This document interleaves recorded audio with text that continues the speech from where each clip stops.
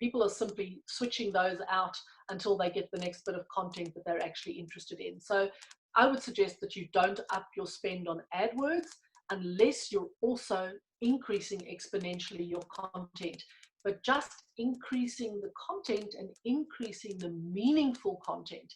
And that's the key. If it's meaningful in the current environment, people will go to it. They will see you as a thought leader, and they will trust you and trust your brand as a result. Yes, a very good point there. And I think one of the things at this level, we've done quite a high level macro picture in terms of looking at marketing. We are looking at trying to add some more sessions in the next couple of weeks, which will be able to drive into some really detailed things on digital marketing. So we're in conversations right now with Bloomberg and Facebook to get them to put forward some experts to run that session. And I think that should be quite helpful to some people. A follow-up to that, and how do you recommend to get your content seen by more people, Collins, which again in this flooded market is quite hard, because I mean you know, every day I get I subscribe to a global media platform called Meltwater, which every day brings in to me all of the news that generally in the past was to do with international trade, international business, trade policy, and so forth. In the last month, and we have just rapidly seen that we aren't even getting, there is no news right now on anything other than the current crisis. So, you know, even from that perspective with media, it's really hard to get any other form of messaging out there right now, because it's just not, it's not what media is looking at. But yeah, look, it's actually quite interesting. There seems to be nothing else out there because there isn't anything else out there. Everybody has rejigged what they do to constantly address the COVID-19 crisis.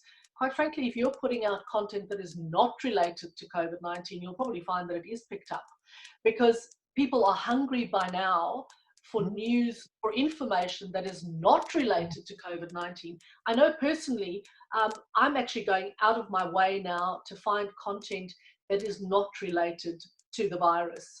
I want to know what's going on in the rest of the world. I want general business information. I want information on marketing and the arts, and I'm hungry for other things, and so every other person I think in the world is. So yes, it is important that you address the issues around COVID-19 if you have something relevant to say, but it's equally important for you to be generating content around subjects that you know, that you are familiar with, and that you can give people some relief. You need to be providing them something else for their eyes and their ears other than just the crisis. And how do you get that seen? Well, you get it seen by pushing it out through your networks.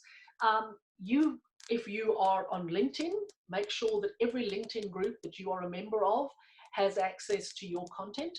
Make sure that every one of your connections has access to your content, and people will pick it up. They will pick it up and they will push it out on your behalf without you doing anything else.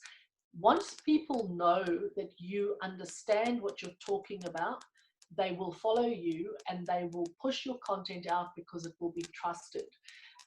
So, for example, I'm really interested in artificial intelligence, and I follow a certain number of people who are influencers in that space.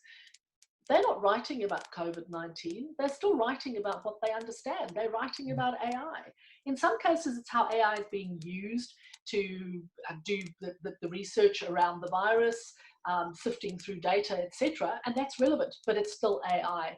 So that's what I would suggest you do to get that cut through. Stick to what you know and push it out through every possible channel you have, and not just the flippant social medias. So not just the social ones, but the business related social medias particularly.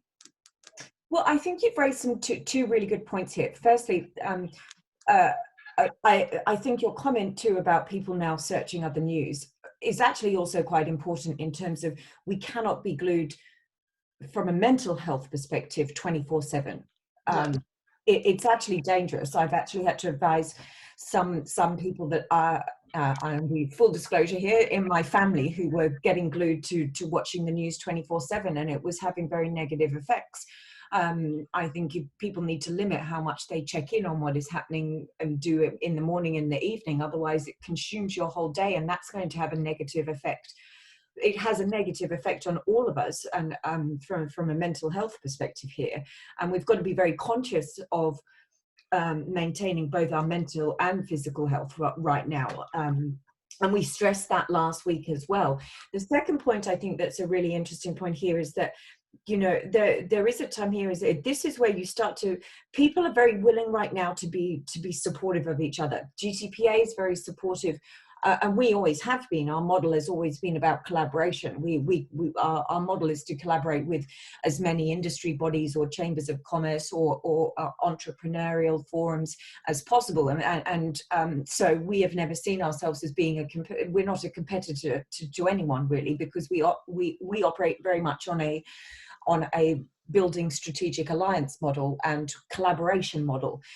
Now more than ever, that model of being a global community, I think, is being kicked in so many different ways, not just in the business community, in so many different examples. And that's why, you know, for example, just for the people that have joined us today, GTPA wants your stories. We would love to share whatever you've got, whatever content that you're generating.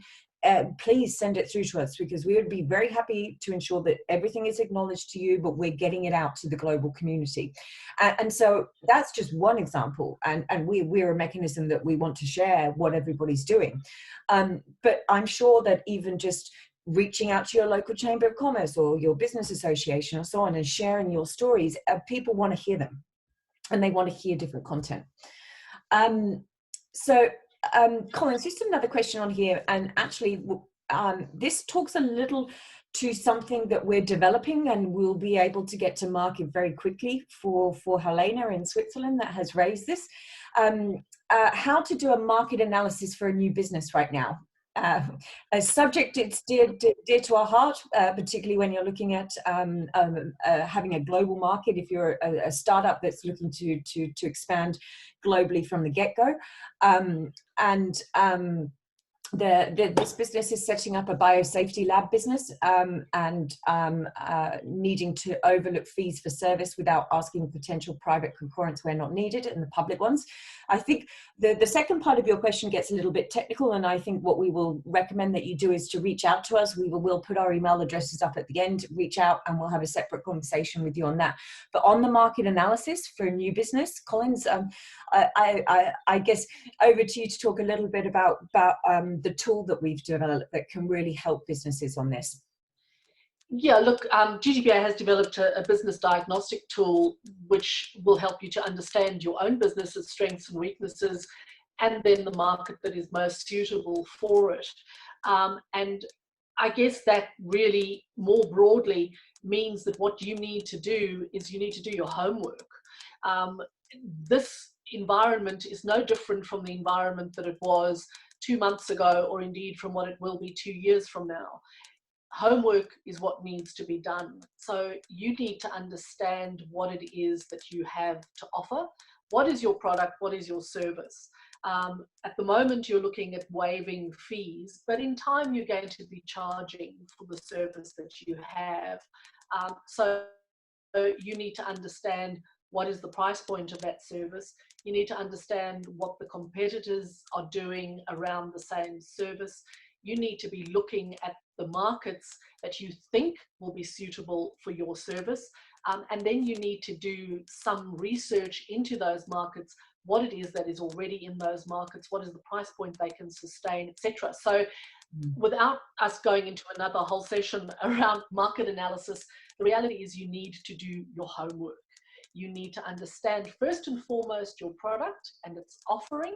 You need to understand where it comes into the market from a price perspective, from a positioning perspective. You need to understand the competition, and then you need to do analysis on every single market that you think you might want to go into. And there are several things that you need to look at in each market. So what I would suggest you do, and I will put up the email addresses at the end of today's session, send us an email and we can send you details of the tool that has been developed and how you use that. But we will also send you details, just some checklists of those things that you need to look at. I think that's the simplest thing to do for that particular question. Yeah, thank you. And Helena, obviously reach out to us. Very, very happy to share what we've got on Insights here, particularly as a new startup and particularly as a services driven sort of business too, because you have the ability to scale up globally for, from the get-go. What I should just point out on the line from Europe, we have got one of our collaborating partners on the line. GTPA very recently formed a relationship with Etnest, www.etnest.com, which is a really fantastic entrepreneurship ecosystem with a lot of resources and tools. And we just formed a relationship with them so we can work together collaboratively there to work with a lot of entrepreneurs looking to scale up globally. And then they have a lot of fantastic resources. So Johan, thank you so much for pointing that out. And we can share the information to the participants afterwards. But again, this is a case in point of terms of people sharing and sharing access to tools, resources, networks, and so forth. We're happy to be a consolidator of that information to get that out as much as possible.